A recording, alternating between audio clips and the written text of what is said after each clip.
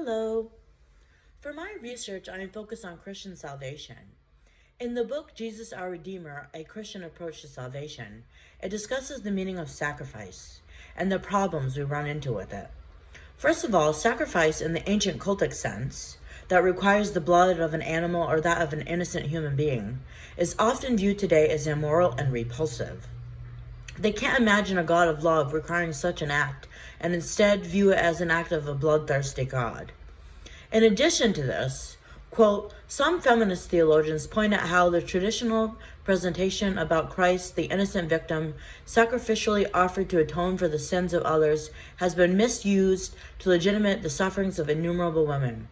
They have been encouraged to endure all kinds of violent injustice and victimization by imitating the self-sacrificial love and redemptive death of Christ on the cross. For various reasons, one can understand why Ernest Kaisman and others have wanted to abandon the whole notion of sacrifice. Having been very familiar with abused women throughout my life, and even seen Christian women confuse Christ-likeness with allowing abuse, it's easy to see how sacrifice can be misinterpreted.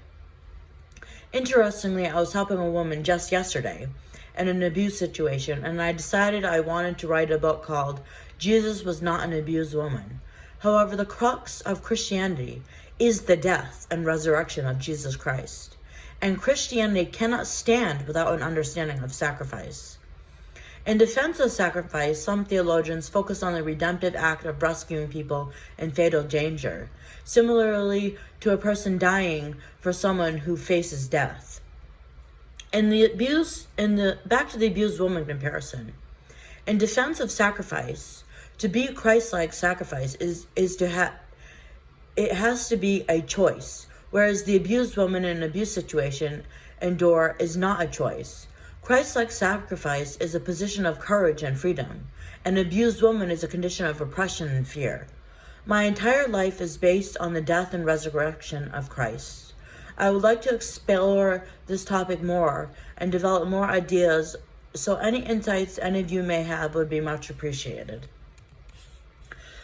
In the book, Birth, Origin, and Universal Salvation, Restoring Particularity, it discusses the dynamics of Spirit and Son in regards to salvation. For some reason, I keep running into articles and books on universal salvation, far more than I intended to. I don't necessarily believe it, but I would like it to be true, as I wish every human being in a place to heaven. Anyway, it is interesting and important to learn about. Examining Barth's doctrine of election and origin understanding of apokatasis, the book proposes the proper understanding of eternal salvific plan of God in the person Jesus Christ points towards universal salvation. In the last article I read, Salvation History, it begins with the salvation plan of God beginning with the Jewish people. They were centered to salvation plan from the beginning in the Old Testament. In Psalms 105, 8-11 says, He is mindful of his covenant forever, saying to you, I'll give you the land of Canaan forever as your possession for your inheritance. As you can see, understanding salvation can go in many different directions. I'm not exactly sure where I want to focus on Christian salvation, but the more I read, the more I start refining my positions and learn about it. So any insights you might have would be very helpful to my research. Thank you so much.